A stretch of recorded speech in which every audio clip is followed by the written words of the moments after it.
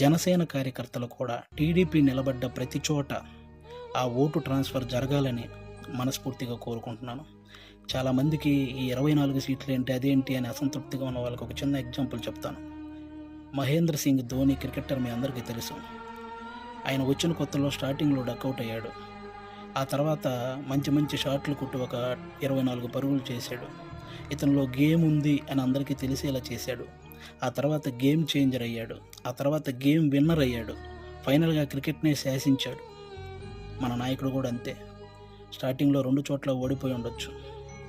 ఇప్పుడు 24 సీట్లతో అసెంబ్లీలోకి 21 సీట్లతో అసెంబ్లీలోకి వెళ్ళొచ్చు. 3 పార్లమెంట్ సీట్లు గెలవచ్చు.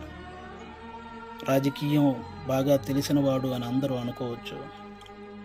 ముందు ముందు ఆయనే గేమ్ చేంజర్ అవ్వచ్చు, ఆయనే గేమ్ విన్నర్ అవ్వచ్చు.